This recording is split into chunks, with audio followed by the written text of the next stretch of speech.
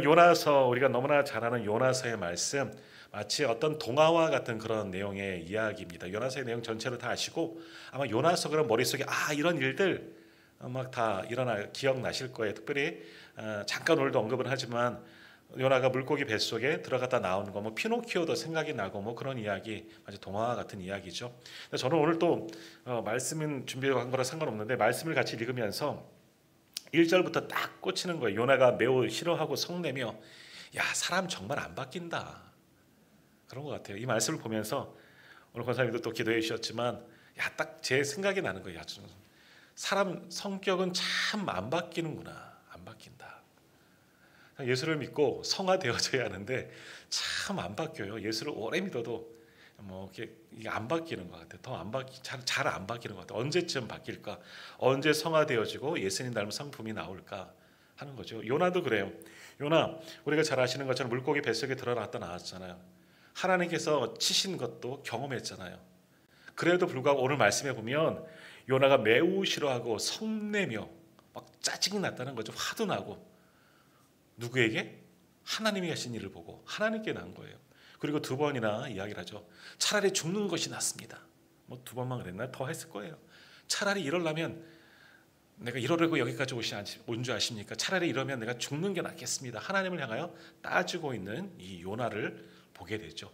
그래서 어떤 분들 저도 그렇게 그분들 뭐 이야기하신 것 따라서 이 요나 이렇게 이야기하잖아. 이요나가 바로 나다 하는 그런 생각이 듭니다. 자, 오늘 말씀 우리 한번 보시기 전에 한번 전체적으로 요나의 말씀 어떤 일들이 있었는지 한번 잠깐만 훑어보고 이제 오늘 본문을 좀 집중해서 살펴보고자 합니다. 자, 요나 오늘 우리가 이 말씀을 보려서 얼마 전에도 말씀드렸지만 요나 형편없는 선지자 아니에요. 위대한 선지자예요. 오늘 본문 요나서에서 말씀 나오는 이런 것들 보면서 야 요나 참 별 볼 일 없네 하지만 요나는 아주 대단한 선지자입니다. 여로보암 2세 그러니까 북이스라엘에서 활동한 선지자입니다. 북이스라엘에서 활동한 것만으로도 일단 위대한 선지자예요. 왜? 북이스라엘은 하나님께 예배하기 어려운 지역입니다. 우상에 가득한 곳이었고요. 그리고 북이스라엘의 여로보암 때 그러니까 나라를 처음 시작한 사람도 솔로몬의 아들 르호보암이 유다가 시작되었고 또 솔로몬이 신앙했던 여로보암이 북이스라엘을 시작하게 됩니다. 11지파가 북쪽에 있고 남쪽에 10지파가 위에 있고 나머지 2지파 베냐민과 유다만 남쪽 아래에 있죠. 자, 첫 번째 여로보암이 아니고 두 번째 여로보암이 나옵니다. 똑같이 여로보암이라 그래서 그냥 성경에는 여로보암이라 나오지만 우리는 보통 여로보암 2세 같은 조상은 아니에요. 아무튼 여로보암 2세가 다스리던 때 요나 선지자가 활동했고요. 여로보암 2세 때도 북이스라엘이 흥왕했던 때입니다. 나라가 번영했던 우리가 열왕기상 말씀 이제 열왕기 하를 보겠지만 열왕기상 말미에 누구죠? 아합 왕 시대가 뭐 최전성기다. 뭐 그런 이야기했지만 그때부터 이 여로보암 때도 마찬가지예요. 좀 전성기였습니다. 나라가 부강할 때고. 근데 나라가 부강할수록 죄는 더 관영했던 시대가 아합 시대이고 또 여로보암 2세 시대였다라는 겁니다. 그런 정치, 경제, 나라 속에서 정말 하나님을 떠난 그 나라 속에서 선지자로 활동했던 것, 담대하게 주님의 복음을 이스라엘 땅에 전했던 것만으로도 요나는 아주 훌륭한 선지자예요. 그냥 우리가 대수롭지 않게 별 볼 일 없는 그런 선지자로 생각하지만 아니에요. 위대한 선지자 중에 하나가 요나입니다. 자신의 이름이 걸린 성경도 기록될 만큼 아주 위대한 선지자인 거죠. 근데 오늘 말씀에 보면 참 어찌 보면 우리와 비슷한 인간적인 모습이 보여지기도 하는 거죠. 자, 여튼 이런 요나에게 하나님께서 또 하나의 사명을 주십니다. 이제는 패역한 이스라엘 백성들이 아니라 니느웨로 가서 그 땅이 심판받아 멸할 것이다 하는 그런 말씀. 그 땅에 죄악이 가득하니 하나님의 심판이 임할 것이다. 그러니 너는 니느웨에 가서 여호와의 하나님의 말씀을 선포하라 말씀하는 겁니다. 우리가 이번 주 말씀도 통해서 보지만 아브라함 때도 그렇고 소돔과 고모라를 멸할 때도 그렇고 마찬가지예요. 왜 하나님이 그냥 멸하시면 되지 심판하시면 되지 왜 가서 너희를 심판할 거야? 왜 경고의 말씀을 전하게 하셨느냐? 회개하라는 거죠. 하나님은 심판하시는 하나님이 아니라 긍휼의 하나님, 사랑의 하나님이시기 때문에 이 요나를 사용하기를 원하셨던 거예요. 요나를 통해서 하나님 아버지의 마음을 붙잡고 사랑하시는 긍휼히 여기시는 하나님의 마음을 가지고 니느웨에 가서 복음을 전하라. 그러면 회개할 거야. 그런 말씀은 안 하셨지만 거기까지 담겨져 있는 거죠.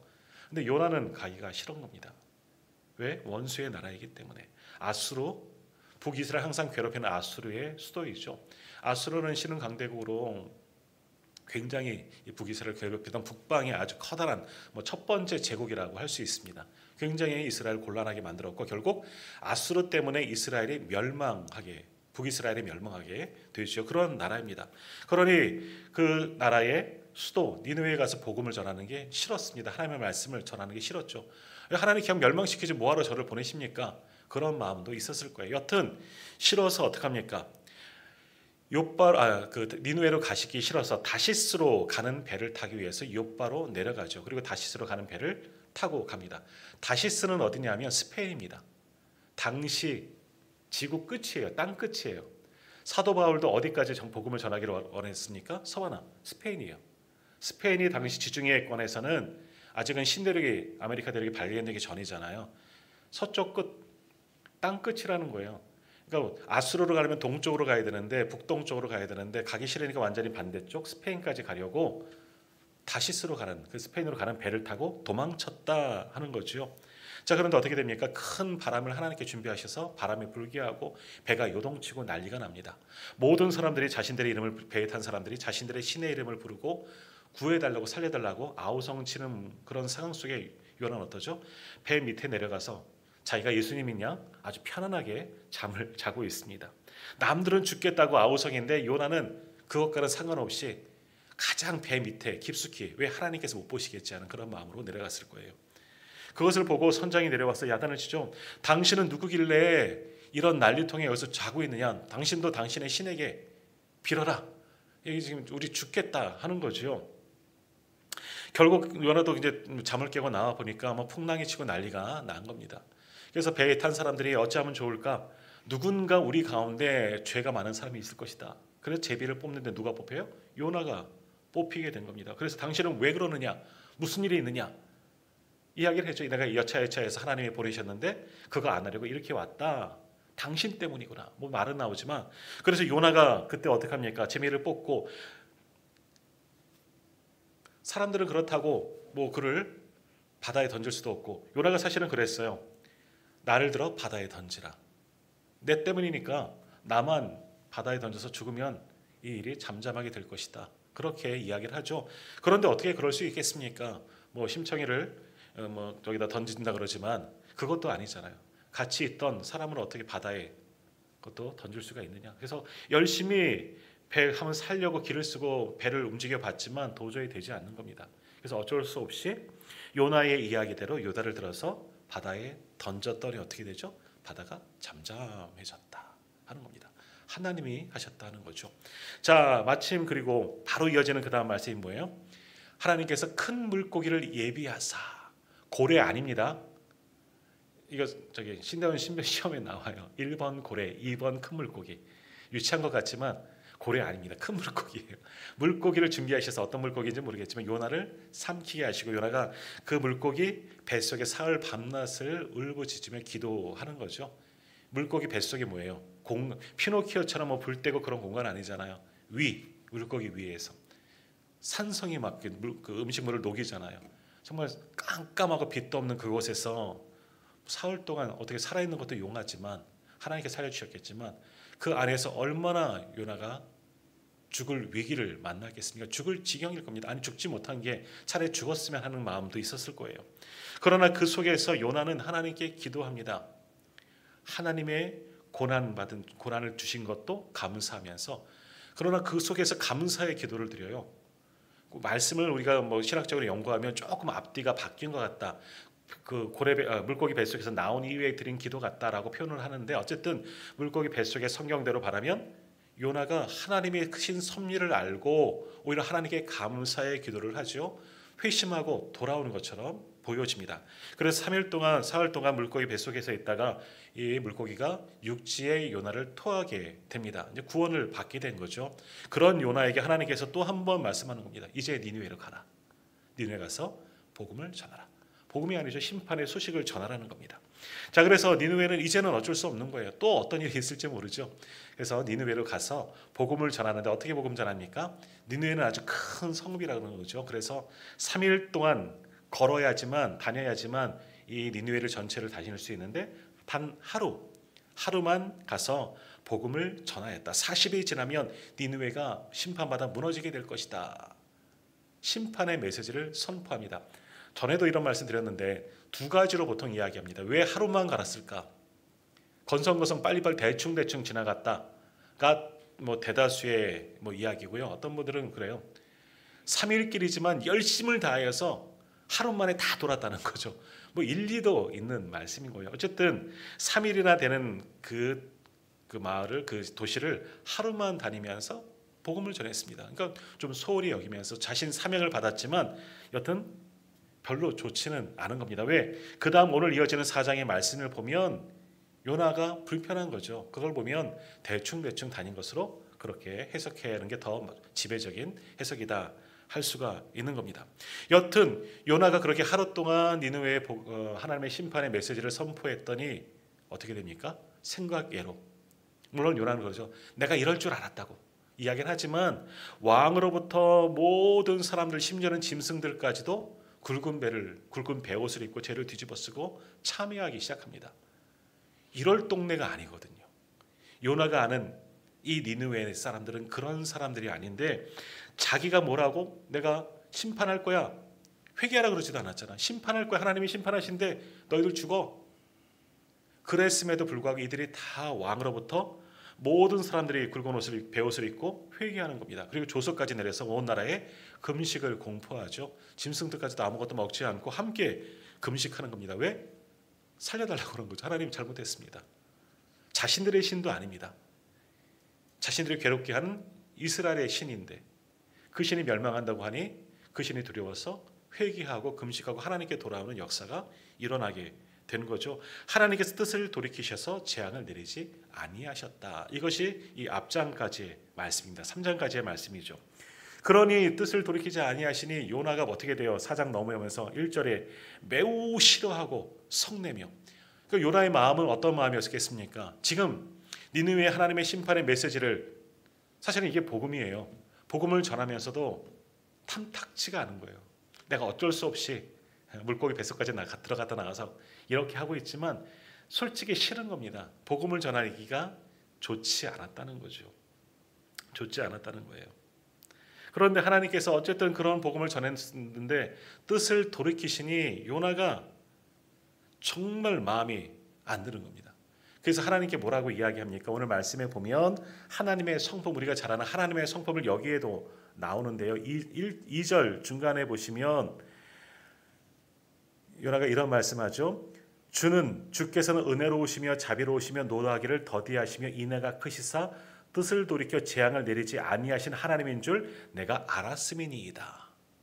이게 사실은 하나님의 성품이 맞습니다. 하나님은 은혜롭고 자비롭고 노하기를 더디하고 인애가 크셔서 재앙을 내리지 않으신 하나님. 그래서 우리의 잘못을 물으시고 내가 심판할 거야 경고의 말씀을 주시죠. 우리가 얼마 전에 보았던 화요일 날 보았던 아브라함 소돔과 고모라 때에도 하나님이 아브라함에게 알리실 이유가 없어요. 회개를 기다리시는 거예요. 긍휼하시고 참으시는 하나님의 말씀 그대로. 근데 요나가 이 하나님의 성품을 알고 있어요. 근데 여기 있는 이 말씀 뭡니까? 화나서 이야기하는 거죠. 비꼬면서 얘기하는 거죠. 하나님, 내가 그런 하나님인 줄 알고 있는데 그럼 왜 이러시는 거예요? 왜 나를 여기까지 보냈어요? 나는 뭐예요? 이렇게 따지는 그런 뉘앙스 아니겠습니까? 하나님은 정말 은혜가 크신 분, 긍휼이 많으신 분, 사랑이 많으신 하나님이다. 하나님의 일을 감복하고 탐복한 게 아니라, 감사하고 탐복한 게 아니라 비꼬는 거죠. 그래 놓고선 왜 나를 보내서 심판의 메시지를 주시게 하시냐? 결국 이럴 줄 다 하셨잖냐? 나는 왜 이렇게 고생하면서 여기까지 왔느냐? 따지듯이 하나님께 탄원하는 거죠.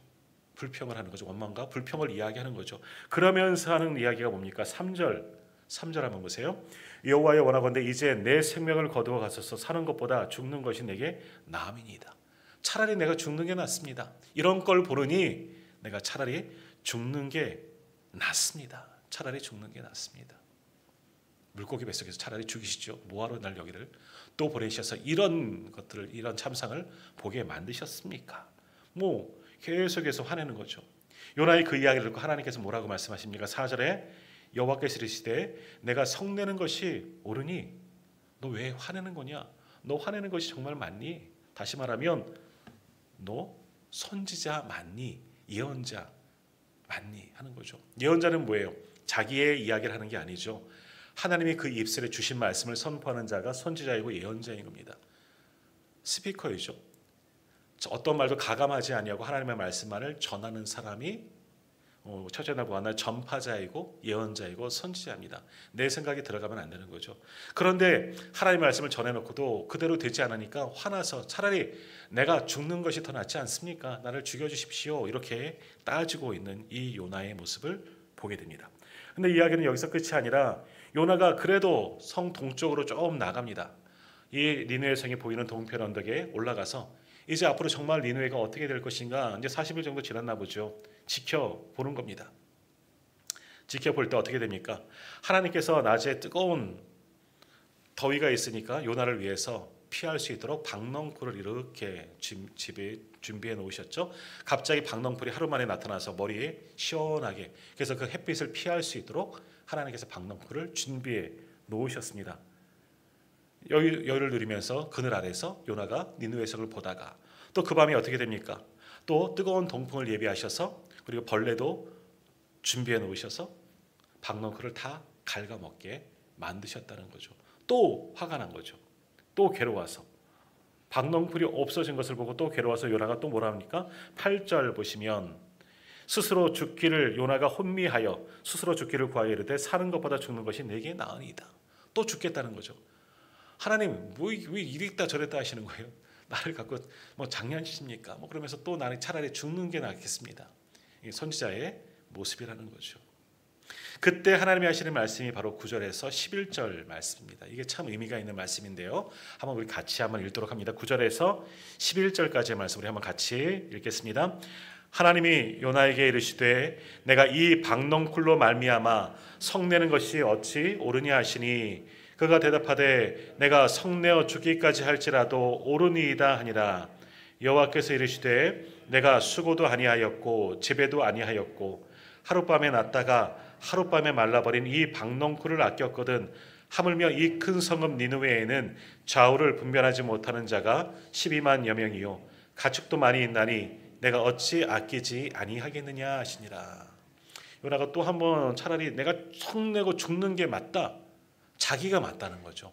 이렇게 하는 것보다는 하나님이 하신 일을 도저히 내가 이해할 수 없고 내 방법이 막는 거죠. 내가 죽음으로서까지 그것을 내가 옳다라고 이야기하는 거죠. 그때 하나님 뭐라고 말씀하십니까?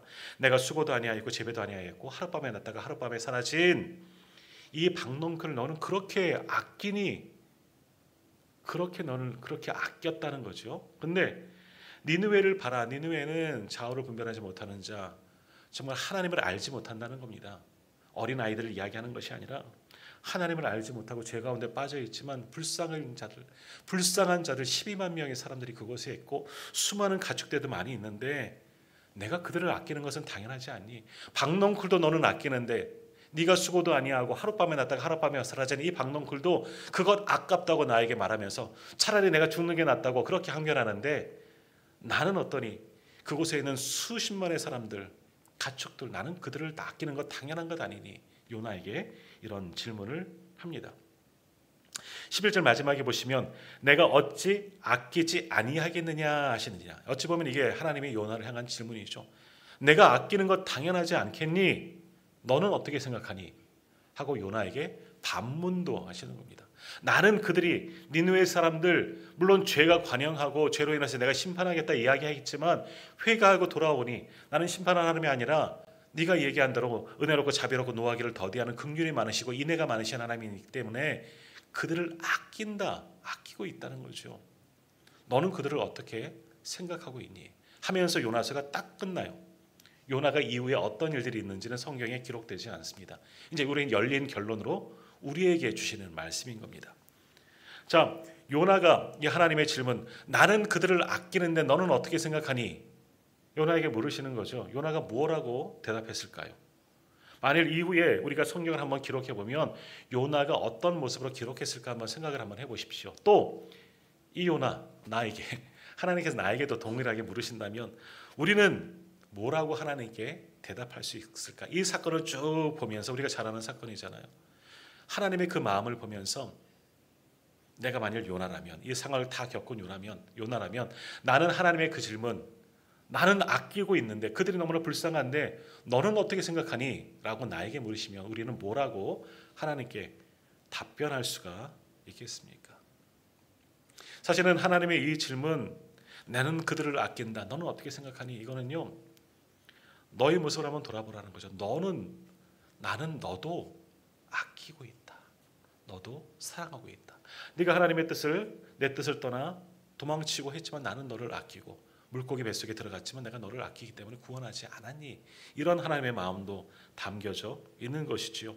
또 하나, 너는 무엇을 지금 아끼고 있느냐라고 요나에게 묻고 있는 겁니다. 지금 요나가 아낀 게 뭐예요? 박넝쿨, 자기가 손수 재배하지도 않고 아무 공도 들이지 않는 박넝쿨, 그거 다 말라버리고 벌레가 먹었다고 막 짜증내고 내가 죽는 게 낫다고 얘기했는데, 이것 말고도 요나는 아끼는 것 없니? 너는 정말 바꿀 수 없는 그런 것 없냐? 너가 정말 불쌍히 여기는 사람들 없니? 아끼는 것 없니? 이것을 묻기는 거야. 너가 지금 제일 아끼고 있는 것이 뭐냐? 제일 마음에 가는 것이 무엇이냐? 때로는 사람이라면 제일 불쌍히 여기고 안타까워하는 사람들은 누구냐? 나는 지금 니느웨 사람들이다. 하나님 말씀하는 거예요. 이게 오늘 동안 동일하게 우리에게 질문하는 거죠. 너희들은 지금 누구를 불쌍하게 여기고 있느냐? 지금 제일 안타까운 사람이 너에게 누가 있니? 나는 니느웨 사람들이 지금 너무나 불쌍하고 안타까워, 애타는 마음이야. 그래서 내가 그들을 아끼고자 너를 보냈던 거고 회개하자 내가 용서해 줄 거야. 그럼 너는 그러한 사람들 누가 있니? 나에게는 누가 있을까?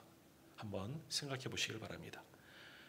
하나님의 심판을 경고하시고 심판받아 죽을 위기에, 멸망받을 위기에 있는 내 주변의 사람들, 정말 내가 그들을 보면 너무나 안타까운 거예요. 그런 사람들의 나에게는 누가 있을까? 한번 가만히 생각해 보십시오. 아니, 또 다른 편으로는 내가 정말 하나님보다 아끼고 있는 것, 결코 포기하지 못하는 것은 어떤 것이 있을까? 내가 지금 가장 아끼고 있는 것은 뭘까? 사람일 수도 있고요, 물건일 수도 있고, 내가 하는 일일 수도 있는 거죠. 하나님보다 더 아끼는 것, 그건 무엇이 있을까? 결국 그것이 우상이 되는 겁니다.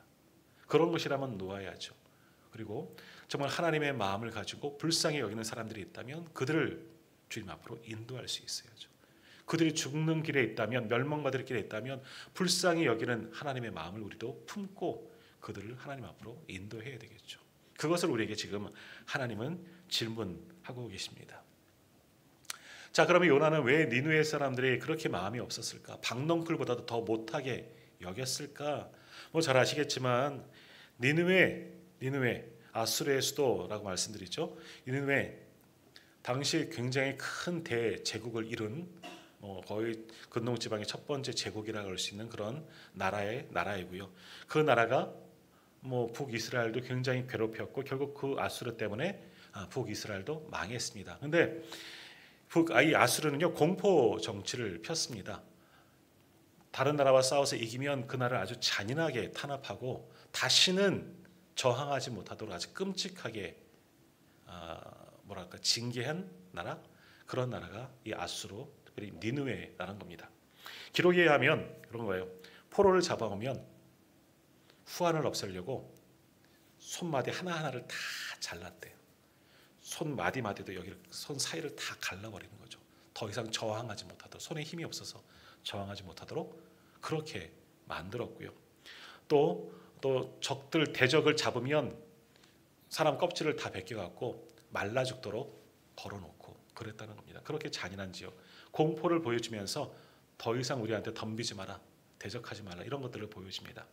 그리고 요나서와 더불어서 니느웨에 대한 심판을 예언한 말씀이 하나 더 있습니다. 나움서도 있는데요. 나움은, 요나는 니느웨의 구원을 이야기했다면 나움은 니느웨를 완전히 멸망에 대한 이야기를 거기서 또 하고 있습니다. 그래서 니느웨를 향하여 피성이라고 보통 표현합니다. 피성이요.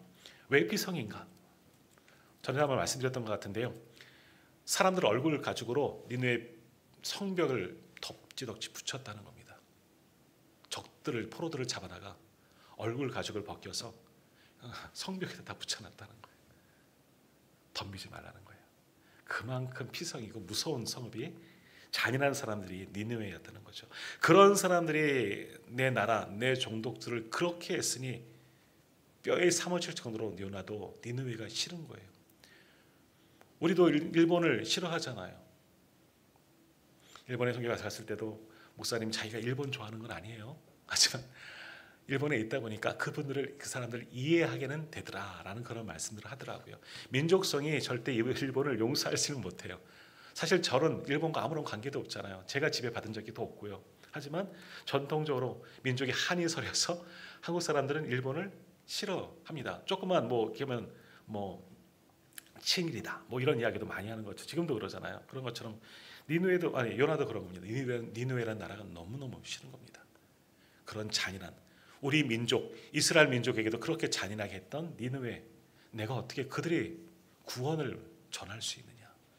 우리도 못할 거예요. 우리가 똑같이 요나와 같은 상황에 있었다면, 당시 요나와 같은 상황에 있었다면 오늘 우리도 요나와 같은 마음으로 하나님 차라리 제가 다른 데 갈게요. 요나가 내가 죽는 게 낫겠습니다. 3번이나 오늘 본문에도 나오지만 차라리 내가 죽는 게 낫습니다. 안 할랍니다. 그럴 수도 있을 거예요. 그런 마음이 들 만큼 요나는 정말 니느웨가 가기 싫었던 거예요. 그러니 다시스로 가는 배를 타고 반대쪽으로 도망치고 싶었다는 거죠. 아무리 하나님의 말씀을 맡은 선지자이지만 이것만은 도저히 할 수가 없었던 겁니다. 그러나 이 요나서를 이 메시지 또 열린 결론으로 우리에게 남겨주신 이유는 뭐냐? 우리에게 질문하는 겁니다. 너희라면 이 상황 속에서 어떻게 할 것이니?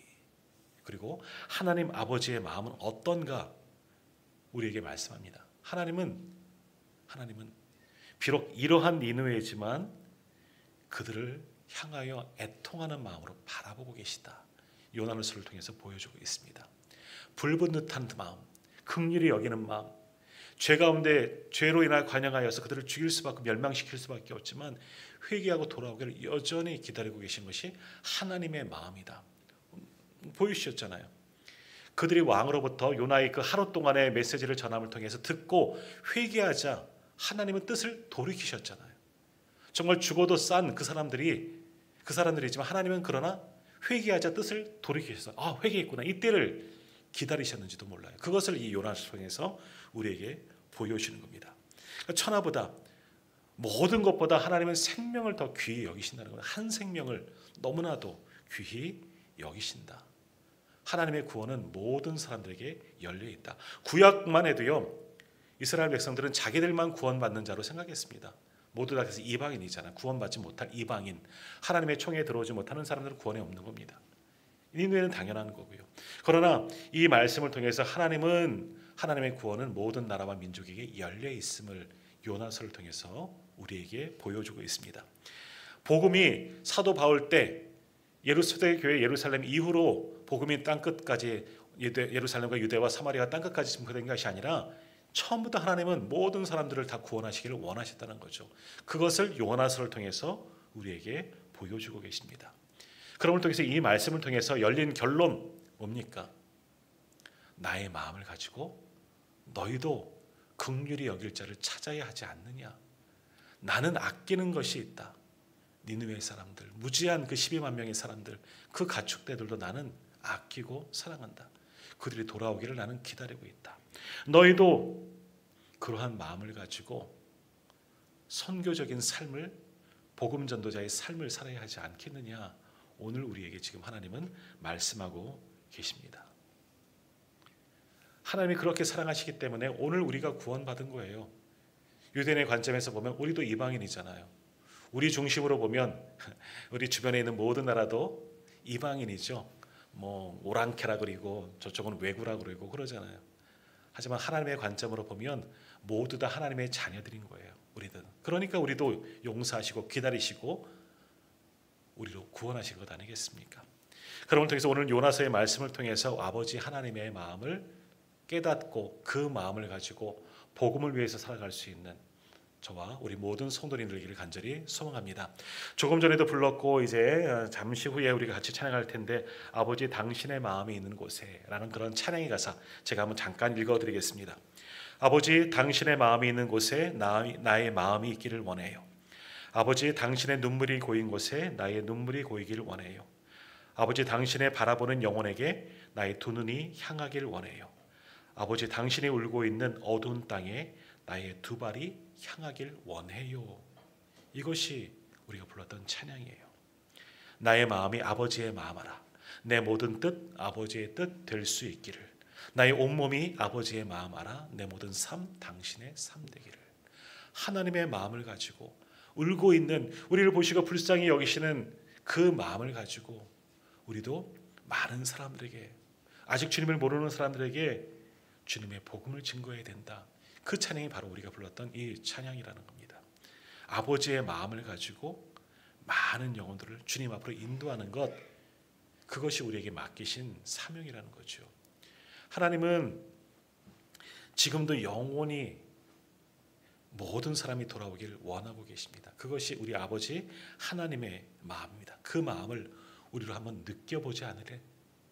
너희도 그 마음 갖고 나아가야 하지 않니? 나는 이들을 너무나 애타며 사랑하고 있단다. 그러게 내가 너를 보내지 않았니?